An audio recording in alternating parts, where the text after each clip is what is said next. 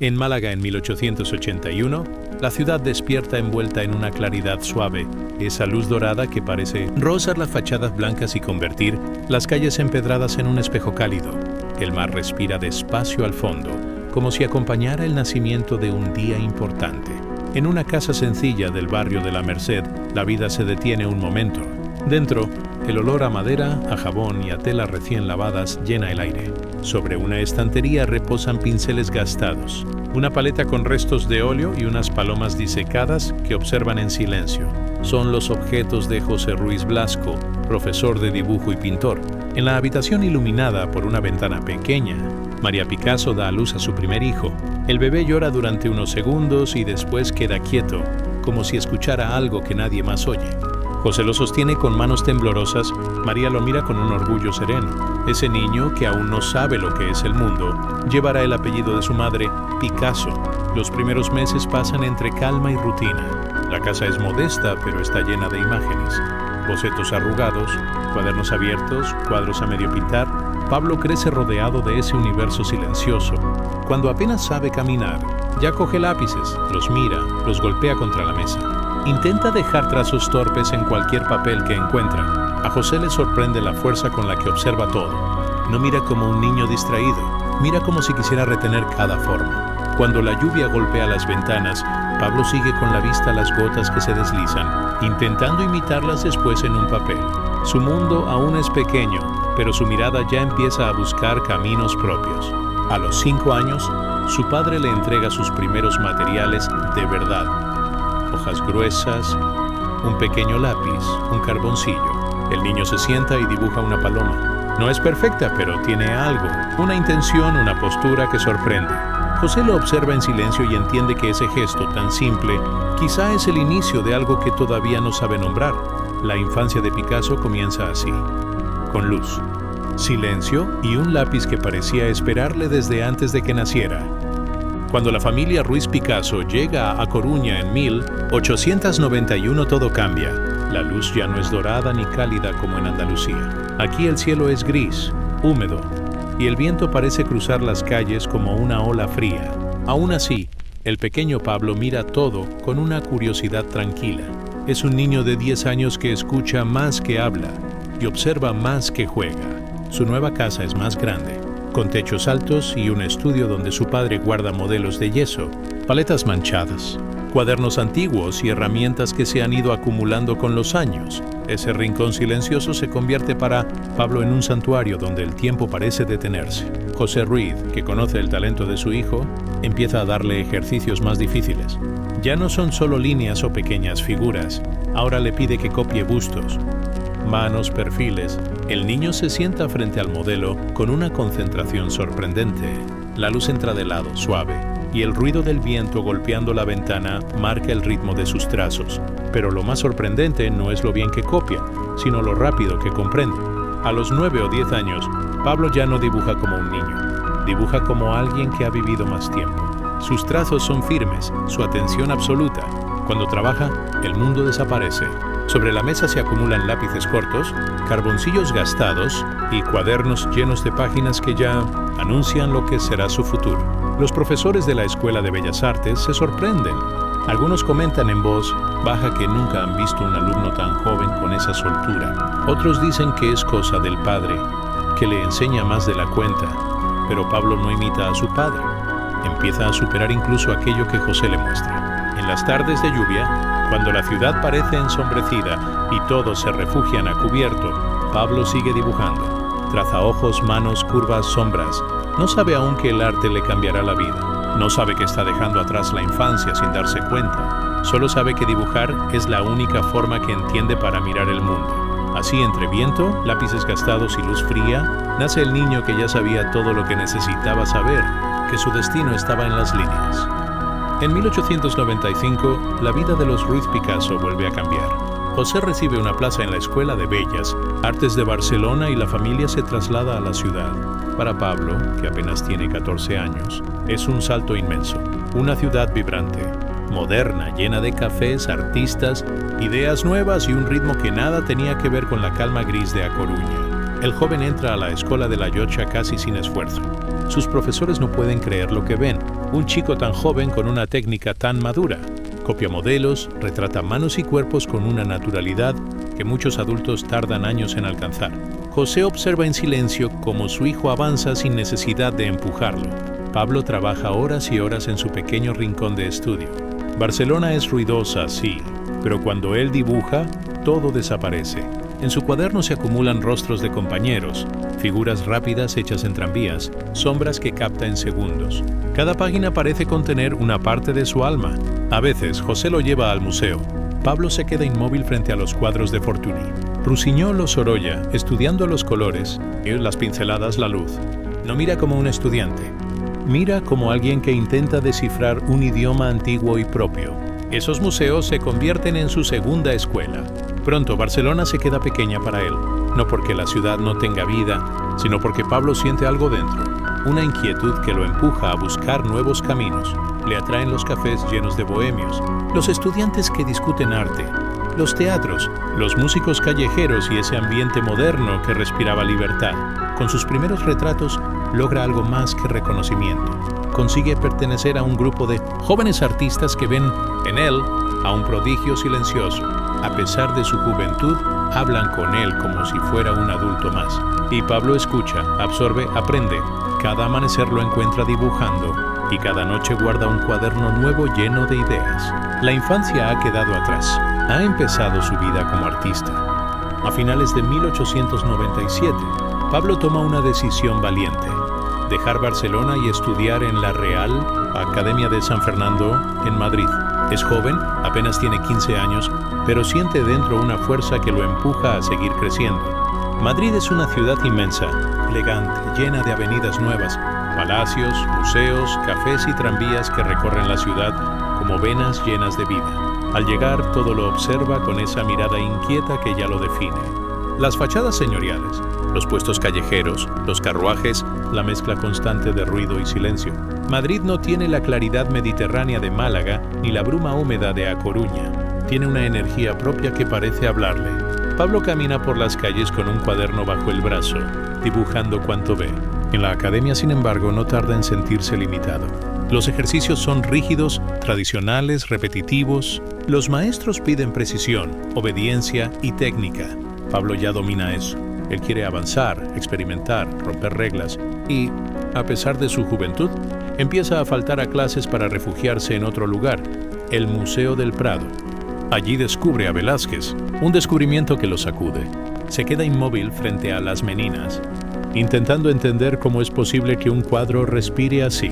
Copia detalles, estudia sombras, anota observaciones rápidas. También se detiene ante el Greco, ante Goya, ante los colores que parecen tener voz propia. Para él, el museo es más escuela que la propia academia. Cuando no está en el Prado, se sienta en cafés llenos de estudiantes, escritores y gente peculiar que discute sobre política, arte y literatura. Pablo escucha, dibuja, observa manos, bigotes, pliegues de abrigos, miradas intensas. Torres de café y cuadernos llenan las mesas. El humo forma nubes doradas alrededor de las lámparas. Ese ambiente bohemio lo nutre más que las clases oficiales. En Madrid, Picasso aprende algo esencial, que su camino no será el de la obediencia, sino el de la búsqueda, que no quiere ser un alumno brillante, sino un artista libre. Y aunque su estancia en la ciudad dura poco, cada día deja una huella. El joven que llegó con cuadernos llenos regresa con un mundo nuevo dentro. La semilla de su revolución ya está plantada. A finales de 1887, Pablo regresa a Barcelona. Madrid le ha dejado un brillo nuevo en la mirada, una mezcla de rebeldía y hambre artística. Barcelona lo recibe con un aire más moderno que nunca. Cafés llenos, tertulias encendidas y jóvenes artistas buscando un lugar en el mundo. Pablo vuelve distinto, más seguro, más decidido. Apenas instala sus cosas, retoma su vida en la ciudad. Le gustó especialmente el Quatre Gats, un café bohemio donde se reúnen artistas, poetas, dibujantes y soñadores. Allí muestra algunos de sus retratos y bocetos. Los demás jóvenes lo miran con sorpresa. Su técnica tiene una madurez insólita para alguien tan joven. En 1899, realiza sus primeras ilustraciones para periódicos locales. Son retratos rápidos, caricaturas, dibujos de personajes que encuentra en la calle. Parece que todo el mundo quiere uno. Pablo trabaja sin descanso y cada día se hace más conocido entre los ambientes artísticos de Barcelona. En cada trazo hay una mezcla de precisión y libertad. Pero mientras su fama crece, su vida personal atraviesa momentos difíciles. Conoce historias de pobreza, soledad y dolor en los barrios más humildes de la ciudad. Eso lo marca. Empieza a dibujar figuras delgadas, rostros melancólicos, manos que parecen pedir algo. Su sensibilidad cambia. La luz cálida de su juventud empieza a teñirse de tonos más fríos. En 1900, expone por primera vez en una muestra importante. La exposición sorprende por la fuerza de sus retratos y por la profundidad emocional que consigue transmitir. Es entonces cuando Barcelona empieza a hablar de él como de un prodigio, un joven que promete revolucionar la pintura. Pablo observa los cuadros colgados y siente algo en el pecho, una mezcla de orgullo y tristeza. Ese mismo año recibe una propuesta inesperada: viajar a París, la capital del arte, el lugar donde los grandes pintores buscan su destino. Pablo sabe que esa decisión cambiará su vida. La ciudad, la luz, los artistas, la libertad, todo parece llamarlo. Lo que él no sabe todavía es que ese viaje será el inicio de una etapa profunda y dolorosa, la época azul. En 1900 Pablo sube por primera vez a un tren rumbo a París. Lleva una maleta ligera, unos cuantos cuadernos y una mezcla de ilusión y miedo que le aprieta el pecho.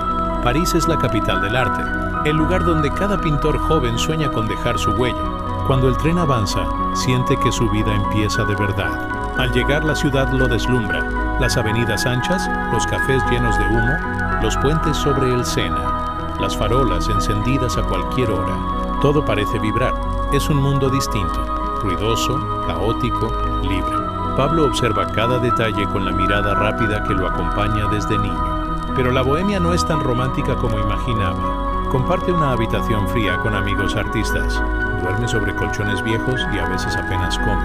El invierno parisino cala los huesos y la falta de dinero hace que todo sea más duro. Sin embargo, incluso en la pobreza, Pablo encuentra inspiración. Rostros cansados, cuerpos encorvados, miradas perdidas. Es en esa época cuando vive uno de los golpes más fuertes de su juventud, la muerte de su amigo íntimo, Carlos Casagemas, un joven poeta, intenso y frágil, que no soportó una pena amorosa. La noticia hunde a Pablo profundamente. Todo lo que ve se vuelve azul. Las calles, los cafés, los retratos. La tristeza se convierte en lenguaje. Empieza entonces a pintar figuras delgadas, mujeres solas, mendigos, madres jóvenes, borrachos, personas invisibles para la ciudad. Sus cuadros ya no buscan impresionar, buscan decir algo. Decir dolor, decir ausencia, decir humanidad. La época azul nace sin que él la quiera, como un susurro inevitable. En las noches frías pinta con una lámpara débil a su lado. Siente que está cambiando para siempre. Ya no es el joven prodigio que sorprendía por su técnica. Ahora es un artista que empieza a mirar dentro de sí mismo. París, con toda su crudeza, lo ha transformado. Desde esa ciudad inmensa, silenciosa y gris, su obra empieza a hablar con una voz nueva, la suya. Tras la muerte de Casagemas, todo en la vida de Pablo cambia. Ya no observa el mundo con la misma luz. París sigue siendo vibrante, pero en sus ojos aparece un velo frío, una tristeza profunda que no lo abandona. Ese dolor, silencioso y constante, empieza a reflejarse en sus trazos. Pablo recorre los barrios pobres de la ciudad, camina por callejones húmedos, ve mujeres exhaustas, niños descalzos, ancianos que miran sin esperanza. Esas figuras lo conmueven. No quiere pintarlas para provocar compasión, sino para decir que existen, que respiran, que sufren, que también merecen ser miradas. En su taller, la paleta cambia por completo. Azules, grises, verdes fríos, pinceladas suaves y largas que parecen flotar, cuerpos delgados, miradas perdidas, manos entrelazadas.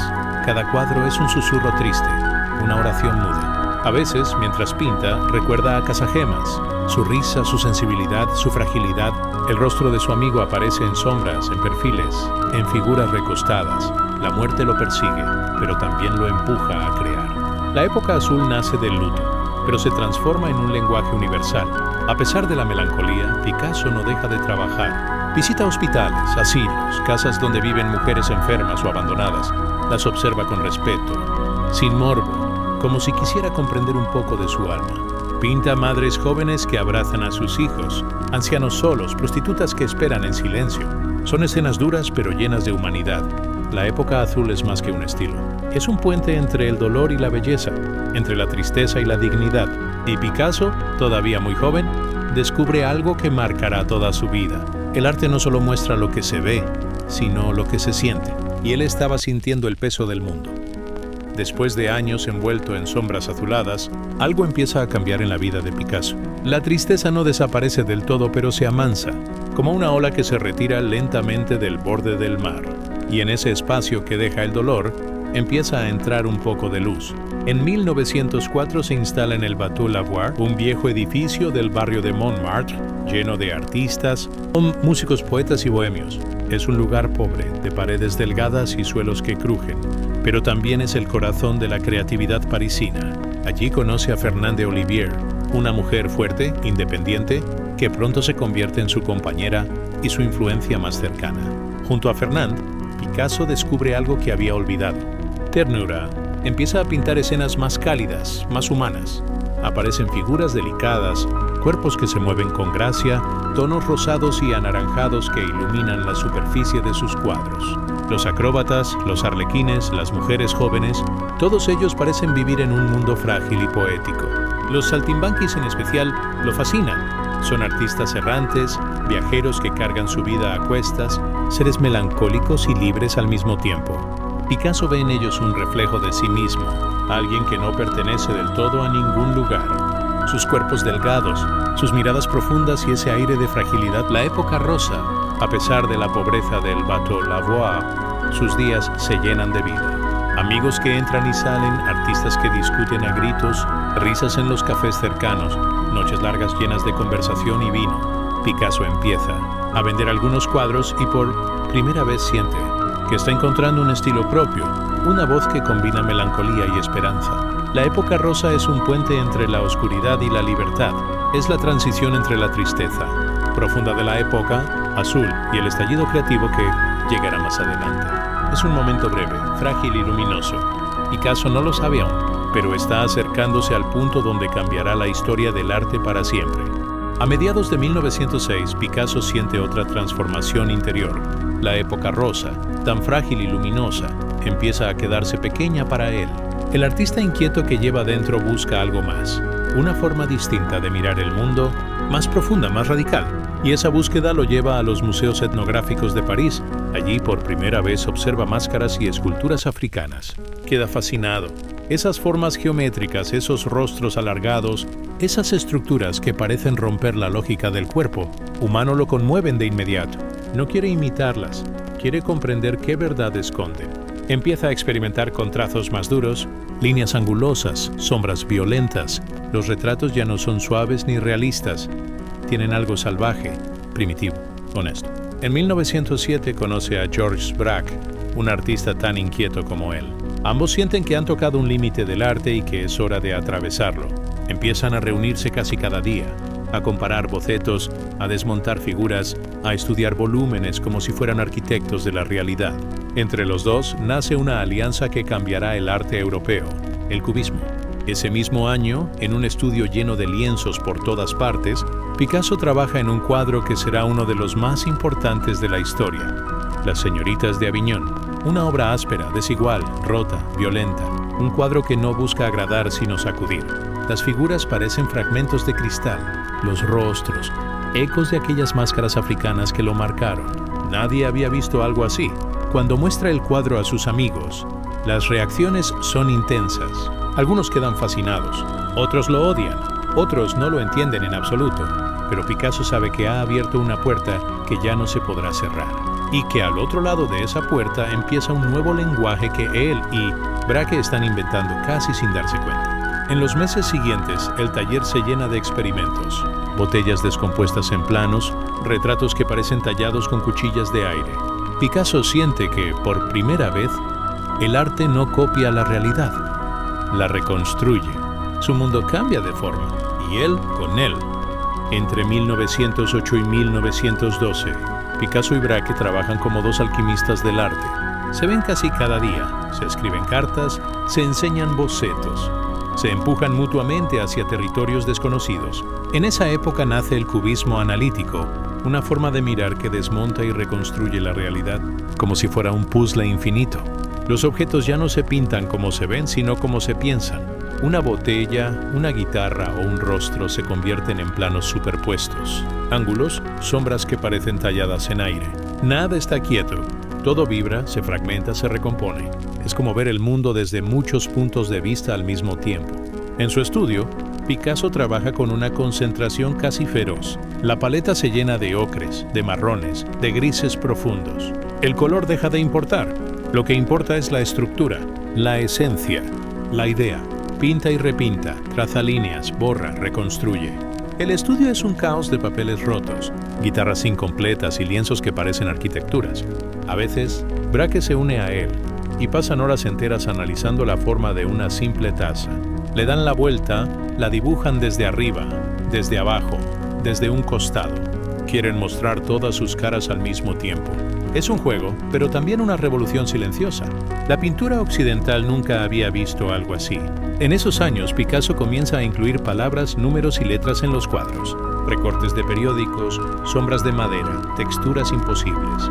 Es el preludio del collage, otra invención del cubismo. Los cuadros ya no son solo pintura, son fragmentos del mundo real unidos en un nuevo lenguaje. Un lenguaje que todavía hoy seguimos aprendiendo a descifrar. Muchos críticos no lo entienden. Algunos dicen que es una burla, otros que es una locura. Pero Picasso sabe que está abriendo caminos, que está rompiendo barreras y que jamás volverá a pintar como antes. Este periodo es como una tormenta creativa, intensa, radical, brillante. El arte, gracias a él, ya no será el mismo. Después de los años intensos del cubismo analítico, Picasso empieza a sentir la necesidad de reconstruir lo que había roto. La etapa de planos infinitos, líneas duras y colores apagados fue necesaria, pero ahora algo dentro de él pide claridad, pide unión, pide luz. Es el nacimiento del cubismo sintético, una forma más armónica y abierta de mirar. En esta nueva fase, los objetos vuelven a reconocerse. Guitarras, botellas, periódicos, vasos, ventanas, siguen fragmentados, sí, pero ya no están descompuestos hasta el extremo. Picasso empieza a usar más color, más textura, más collage. A veces pega papeles reales en los cuadros. Madera falsa, letras impresas, trozos de anuncios. Su arte se convierte en un diálogo entre lo pintado y lo material. A medida que la técnica se suaviza, también lo hace su vida. Montmartre sigue siendo su hogar creativo, pero los días ya no son tan tensos como en su época más analítica. Picasso conversa más, ríe más, experimenta sin la presión de romperlo todo. Sus amigos artistas pasan por el estudio, comentan sus obras, dejan ideas, toman café o vino en vasos sin forma definida. Uno de los rasgos más hermosos del cubismo sintético es la poética del detalle. Una esquina de periódico que sugiere una noticia, una línea que se convierte en guitarra, un trozo de papel que simula madera, un número aleatorio que funciona como ritmo visual. Es un lenguaje nuevo, hecho de fragmentos que juntos forman un todo. En este periodo, Picasso crea algunas de las obras más importantes del siglo XX. Cuadros que parecen sencillos al principio, pero que esconden un juego profundo entre lo real y lo imaginado, lo figurativo y lo abstracto, lo cotidiano y lo poético. Cada pieza es un rompecabezas hecho de intuición. Aunque nadie lo sabe aún, esta etapa será clave para lo que vendrá después. Nuevos amores, nuevas ciudades, nuevos estilos. Pero por ahora, Picasso disfruta del equilibrio que ha encontrado, un equilibrio raro en su vida, siempre llena de cambios. El cubismo sintético es su manera de decir que incluso las cosas rotas pueden unirse de nuevo, solo que con otra forma. En 1917, Picasso se va a Roma para colaborar con los ballets rusos, dirigidos por el famoso empresario Sergei Diaghilev. Va para diseñar decorados y vestuario, pero no imagina que ese viaje cambiará su vida por completo. Allí, entre músicos, bailarines y coreógrafos, conoce a una joven ucraniana de mirada profunda y porte elegante, Olga Koklova. Olga es disciplinada, refinada, formada en la tradición del ballet clásico. Muy distinta del ambiente bohemio de Montmartre, Picasso queda fascinado por su presencia tranquila, por su elegancia natural, por la forma en que camina, como si su cuerpo estuviera hecho de música. Poco a poco, ambos comienzan a acercarse. Ese encuentro marca el inicio de una transformación en su arte. Picasso, que durante años había roto la realidad en fragmentos cubistas, empieza a buscar formas más suaves, más claras, más ordenadas, Sus figuras se vuelven más clásicas, perfiles definidos, cuerpos armoniosos con posiciones limpias. Es una vuelta al orden que sorprende a todos. Pero él sabe que no está retrocediendo, está explorando otro camino. En 1918, Picasso y Olga se casan en París. Ella lo introduce en un mundo nuevo. Cenas formales, presentaciones sociales, ropa elegante, hogares luminosos. La pareja vive en un apartamento amplio, lleno de luz, con muebles cuidados y paredes limpias. Es un contraste absoluto con el caos del Bateau Lavoir. Durante esos años, Picasso encuentra una calma inesperada. Su obra refleja esa serenidad. Retratos de Olga sentada, leyendo, descansando, figuras femeninas suaves, maternidades luminosas, dibujos limpios en tonos cálidos. Es como si la vida le diera un respiro, un tramo de paz antes de nuevas tormentas. Pero esa calma no durará para siempre. Las diferencias entre ambos, su deseo de estabilidad y la naturaleza inquieta de él, empezarán a tensar la relación. Aún así, la etapa clásica deja una huella imborrable en su obra. Un recordatorio de que incluso un espíritu revolucionario puede buscar, por un tiempo, la belleza de lo ordenado. En 1921 nace Paulo, el primer hijo de Picasso y Olga. El artista, que siempre había buscado la libertad por encima de todo, descubre una ternura nueva al sostener a su bebé por primera vez. Ese momento, íntimo y luminoso, marca profundamente su obra. Las maternidades, los retratos suaves, las líneas delicadas se multiplican. Es una etapa cálida en medio de un futuro lleno de cambios. Pero mientras Picasso vive esa alegría, su relación con Olga comienza a tensarse. Ella, muy acostumbrada a la disciplina del ballet, desea una vida ordenada, elegante, social. Picasso, en cambio, necesita aire, tiempo, libertad creativa y amistades bohemias. Sus mundos, que al principio se unieron, empiezan a alejarse poco a poco. El ambiente en casa se vuelve más frío. Picasso se refugia cada vez más en su arte, buscando nuevas formas de expresarse. Empieza a experimentar con cuerpos más robustos, figuras monumentales y rostros que combinan suavidad y fuerza. Es un cambio evidente, una nueva transformación que anticipa lo que será su etapa más surrealista. En esos años viajan con frecuencia, sobre todo al sur de Francia. La luz mediterránea despierta en Picasso. Un impulso renovado.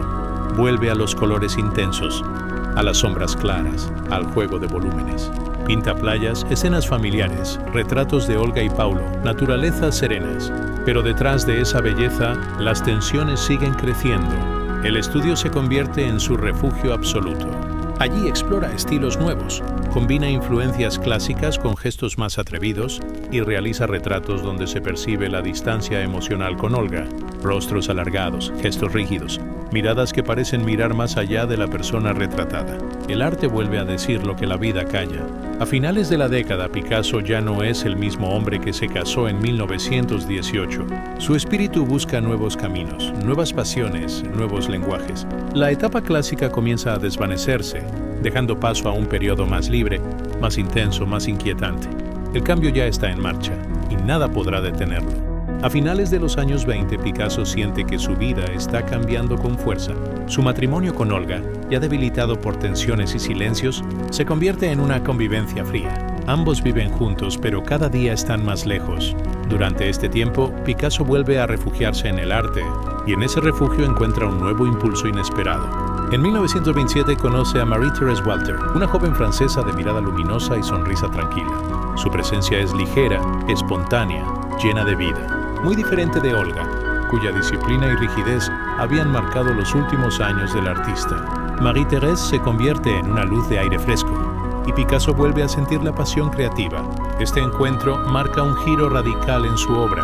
Las líneas se vuelven más suaves y sensuales, los colores más cálidos y luminosos.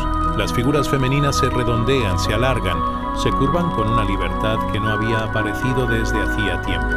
Picasso explora nuevas formas, rostros que parecen soñados, cuerpos que se mezclan con sombras y luz. Es el puerta de entrada a su etapa más surrealista. Mientras tanto, su relación con Olga se rompe casi por completo. Viven bajo el mismo techo, pero separados. Los retratos que Picasso hace de ella en estos años muestran un rostro rígido, distante, casi quebrado. La vida avanzada los ha empujado hacia lados distintos del camino. En contraste, los retratos inspirados en Marie-Thérèse son suaves, íntimos, llenos de color y curvas.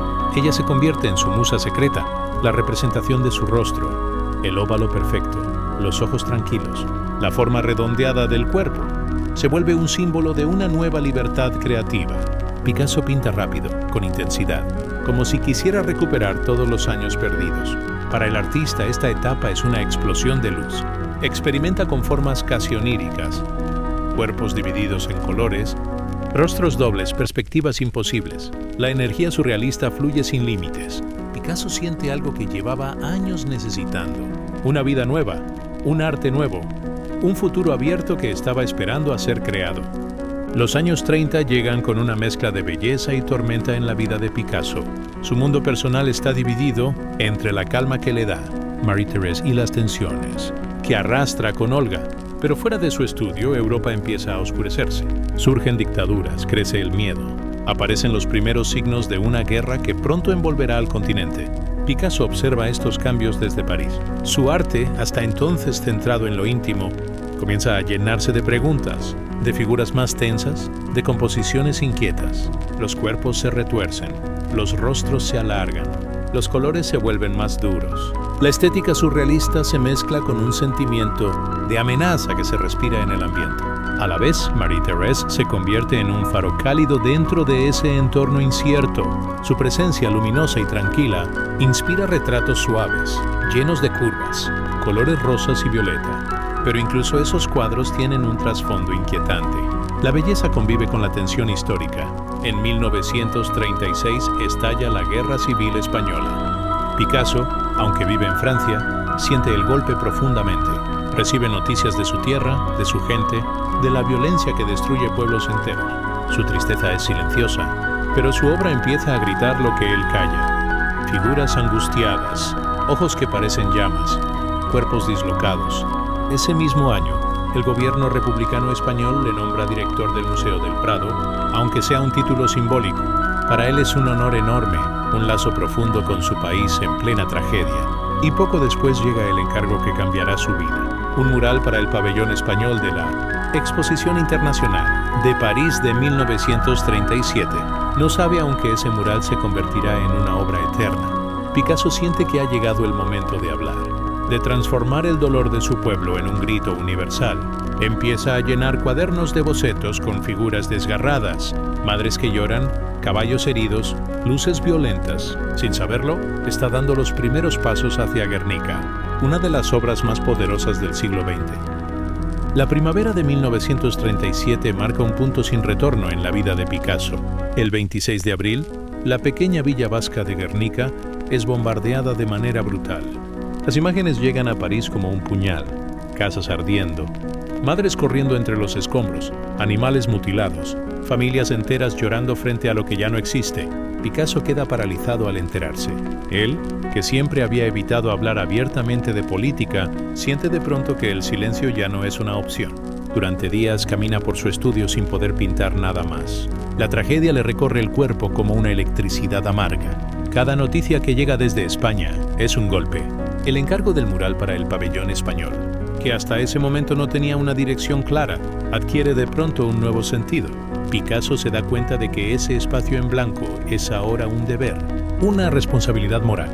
Cuando finalmente se sienta frente al lienzo monumental, el gesto es casi físico, como si estuviera sacando el dolor directamente del pecho. Los primeros bocetos aparecen rápidos, tensos, vibrantes. Caballos que relinchan como si gritaran, madres que sostienen a sus hijos muertos, figuras cuya anatomía se rompe para mostrar una verdad más profunda. Es un caos emocional traducido en líneas negras y angulares. Mientras trabaja, el estudio se llena de una luz dura, blanca, parecida a un relámpago permanente. Picasso pinta de pie, agitado, cambiando posiciones, borrando, corrigiendo, retomando. Marie-Thérèse lo observa a veces en silencio, comprendiendo que está frente a un hombre atravesado por algo más grande que él. El artista casi no duerme. Cada trazo parece empujarlo a seguir. Día tras día, las figuras se ordenan en una composición que se vuelve cada vez más poderosa. El mural crece como un organismo vivo. El toro, el caballo herido, la lámpara que abre una luz violenta sobre la escena, la mujer que huye con los brazos alzados, no es una narración literal, sino un mapa emocional del sufrimiento humano. Cuando finalmente concluye la obra, Picasso se queda mirando el enorme lienzo en silencio. sabe que Guernica no pertenece a un país ni a un momento. Es un grito universal, un recordatorio de que el arte en sus manos puede convertirse en memoria, en resistencia y en verdad. Nunca había pintado algo tan grande ni tan necesario. Cuando Guernica fue presentado en la Exposición Internacional de París en 1937, las reacciones fueron tan intensas como la obra misma. Algunos visitantes quedaron paralizados frente al enorme mural sin saber cómo procesar tanta angustia convertida en pintura. Otros se sintieron incómodos, como si el lienzo los señalara directamente. Pero todos comprendieron que estaban ante algo que iba mucho más allá del arte, un testimonio vivo del horror. El pabellón español, humilde y modesto, se convirtió de pronto en un punto de encuentro para quienes buscaban comprender lo que realmente estaba ocurriendo en España. Fotografías, documentos, carteles y testimonios de exiliados acompañaban al mural, creando un espacio cargado de emoción. Guernica se transformó en la voz que el pueblo español no podía levantar en medio del conflicto. Picasso siguió de cerca las reacciones, aunque rara vez hablaba de la obra en público. Prefería el silencio, consciente de que ninguna explicación podía añadir nada a lo que ya estaba dicho en cada trazo negro. Para él, el mural se había convertido en un símbolo, en un espejo que reflejaba la fragilidad humana frente a la violencia. Con el avance de la guerra y la creciente persecución en Europa, el mural emprendió un viaje inesperado. Fue trasladado a distintas ciudades para recaudar fondos en apoyo a los refugiados españoles. Londres, Copenhague, Estocolmo, Nueva York. Guernica se convirtió en un embajador oscuro, un recordatorio constante del sufrimiento causado por el fascismo. A cada lugar al que llegaba, la obra generaba debates, artículos, protestas, reflexiones. Los visitantes salían de la sala con la sensación de haber presenciado algo que iba más allá de la pintura. Algunos incluso lloraban. La fuerza del mural no tenía fronteras. Cuando finalmente estalló la Segunda Guerra Mundial, el viaje del Guernica tomó un nuevo significado. No era solo un grito por España, era un grito por toda Europa. Picasso, desde París, recibió la noticia del inicio del conflicto con profunda tristeza. Una sombra pesada cubrió el continente, y en medio de ella, su mural brillaba con la intensidad de un faro que señalaba el dolor colectivo. El artista tomó entonces una decisión clave. Guernica permanecería fuera de España, mientras existiera una dictadura. No volvería a su tierra hasta que hubiera libertad. Así, la obra se instaló temporalmente en el Museo de Arte Moderno de Nueva York, donde sería cuidada durante décadas. Allí, millones de personas verían por primera vez el testimonio visual de una tragedia que había marcado el corazón del siglo XX.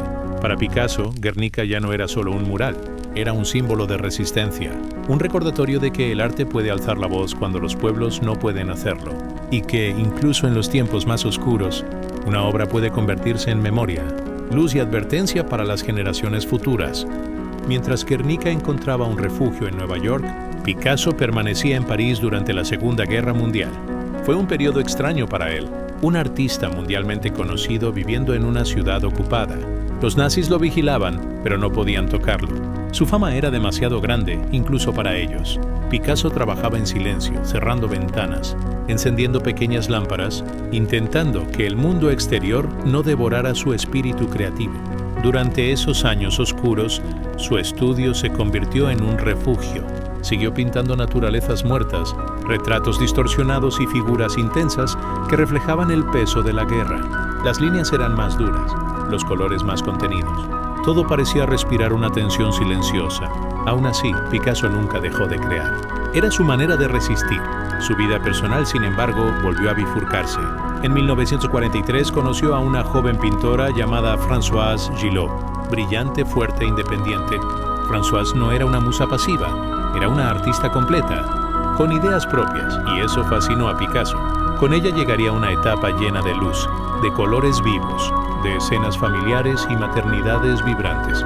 Tras la liberación de París, el mundo artístico renació con fuerza. Picasso se convirtió en una figura pública aún más influyente, admirado y discutido, protagonista de artículos, entrevistas y exposiciones.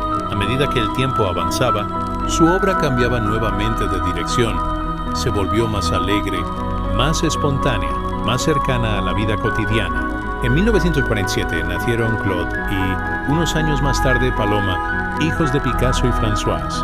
La presencia de los niños transformó por completo su entorno. El estudio se llenó de juguetes, crayones, risas, caos, y en sus cuadros aparecieron colores luminosos, líneas suaves y una calidez que contrastaba con los años de guerra.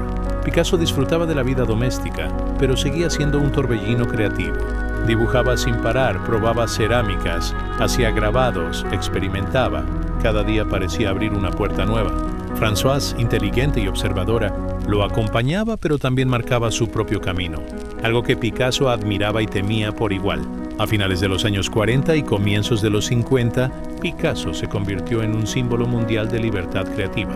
Su rostro apareció en revistas, su nombre era sinónimo de vanguardia, su obra viajaba por todo el planeta, y aunque seguía siendo un hombre lleno de contradicciones, encontraba en su familia una fuente constante de alegría y renovación. En esta etapa Picasso parecía renacer. Después de las sombras de la guerra, la vida volvía a abrirse delante de él, amplia y luminosa. Era el comienzo de una madurez artística que aún tenía mucho que ofrecer. A comienzos de los años 50, mientras el mundo se recupera de la guerra, Picasso parece vivir una segunda juventud. Su energía creativa es inmensa. Pinta, esculpe, dibuja, experimenta con cerámica, ilustra libros. Nada lo detiene, pero su vida personal vuelve a transformarse. La relación con Françoise Gillot, pese al amor y los hijos que los unían, comienza a quebrarse. Françoise es fuerte e independiente y no está dispuesta a vivir en la sombra de nadie, ni siquiera de Picasso. En 1953, ella decide marcharse. La decisión lo hiere profundamente. Aunque intenta mostrarse firme, Picasso se queda con un silencio extraño alrededor. Sus obras de estos años revelan un mundo interior convulso, colores fuertes, líneas rápidas, rostros divididos entre la risa y la tristeza. Es un hombre que parece desbordarse por dentro, pero que encuentra consuelo en el trabajo constante. En estos años conoce a Jacqueline Roque, una mujer tranquila, paciente, con un rostro sereno que pronto se convertirá en una presencia esencial en su vida. Ella le ofrece estabilidad, admiración y un cariño silencioso que Picasso valora profundamente. Con Jacqueline, el artista encuentra un ritmo distinto, más lento y contemplativo. En 1961 se instalan en Mougins, en el sur de Francia, en una casa amplia rodeada de luz mediterránea. Allí Picasso vive casi aislado del mundo, pero intensamente dedicado al arte. A sus 80 años, trabaja con la energía de un joven. Se despierta temprano, toma café en el jardín, dibuja, pinta, se entusiasma con nuevas ideas. Su estudio está siempre lleno de lienzos frescos, de colores vibrantes, de rostros que parecen cambiar de forma al mirarlos. La fama de Picasso se vuelve casi mitológica. Artistas y periodistas, estudiantes y curiosos viajan desde todas partes para intentar verlo, aunque casi nadie tiene acceso directo a él. Jacqueline protege su intimidad, consciente de que Picasso necesita silencio para seguir creando. Durante esta etapa, el artista revive una fascinación por los grandes maestros, Velázquez, Rembrandt, Delacroix. Los estudia, los reinterpreta, los destruye y los reconstruye con su propio lenguaje. Sus series inspiradas en las Meninas son un ejemplo de esa vitalidad inagotable. En sus últimos años, Picasso trabaja más que nunca. Sus manos se mueven rápido, como si presintieran que el tiempo se acorta. Produce cientos de dibujos, grabados, retratos, autorretratos intensos, figuras libres y coloridas que parecen hablar desde otra dimensión. El mundo observa con asombro cómo un hombre de más de 90 años puede mantener un fuego creativo tan feroz. Es una etapa luminosa y profunda. Picasso sabe que su vida se acerca al final, pero no siente miedo. Mientras pueda seguir creando, mientras sus manos respiren color, se siente vivo. Los últimos años de Picasso transcurren en la tranquilidad luminosa de Mougins. Cada día sigue un ritmo propio, casi ritual. Levantarse temprano, caminar por la casa silenciosa, asomarse a la ventana para observar cómo la luz se enciende sobre el Mediterráneo. Luego, sin pausa, dirigir sus pasos al estudio. Allí lo esperan sus pinceles, sus papeles, sus colores, un universo que nunca dejó de crecer. A pesar de la edad, Picasso sigue trabajando con la misma intensidad de siempre. Pinta figuras libres, atrevidas, casi infantiles, llenas de una energía que desmiente sus más de 90 años. Cada trazo parece una afirmación de vida, pero hay algo distinto. Sus autorretratos se vuelven más profundos, más directos, como si quisiera mirarse de verdad por primera vez.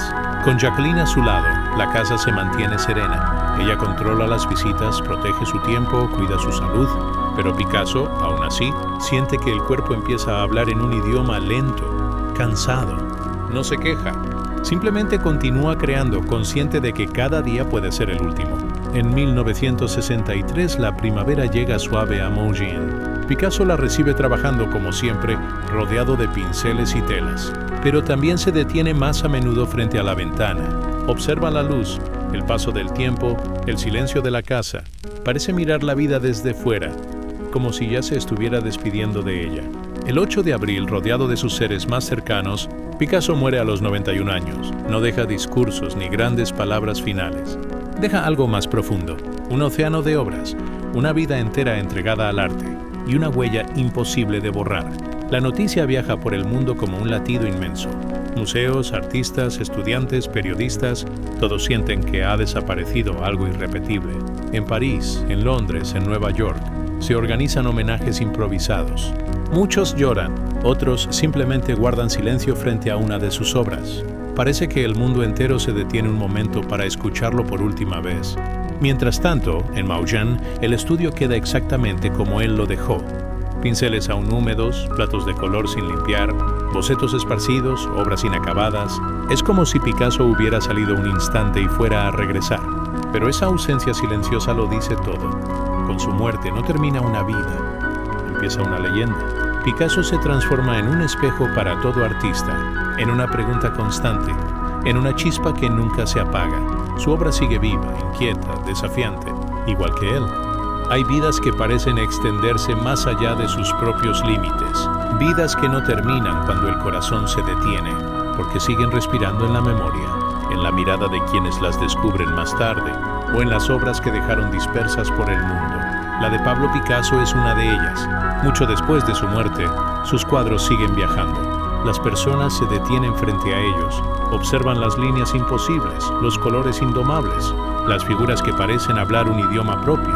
A veces sonríen, otras fruncen el ceño, pero siempre sienten algo. Y eso es lo que mantiene vivo a un artista. La emoción que despierta en quienes llegan después. En los museos, los niños se acercan con curiosidad, intentando descifrar por qué un rostro puede tener dos perfiles, o cómo un caballo puede convertirse en un grito. Los adultos observan más despacio, intentando comprender qué quiso decir el artista, o qué quiso decirse a sí mismo. Es un diálogo silencioso que atraviesa generaciones. El mundo ha cambiado muchas veces desde que Picasso dejó de caminar por su estudio, pero su obra sigue ahí, insistente, viva, desobediente. Sigue recordándonos que la creación no es un acto perfecto, sino un impulso, un temblor, una necesidad de transformar lo que sentimos en algo que pueda ser visto. Es ese impulso el que convirtió a Picasso en un gigante, no porque pintara más rápido que otros, ni porque reinventara la forma, sino porque nunca dejó de buscar, ni de dudar, ni de romper lo que había hecho para empezar de nuevo. Hoy, cada vez que una persona contempla una de sus obras, se activa un pequeño milagro. El tiempo se pliega y el artista vuelve a estar ahí, detrás del lienzo, respirando, observando, cuestionando. Picasso no se ha ido del todo, simplemente cambió de forma. Su legado no es solo lo que creó, sino lo que inspiró. Miles de artistas, estudiantes, soñadores, encuentran en él una chispa, una libertad, una invitación a mirar el mundo de otra manera.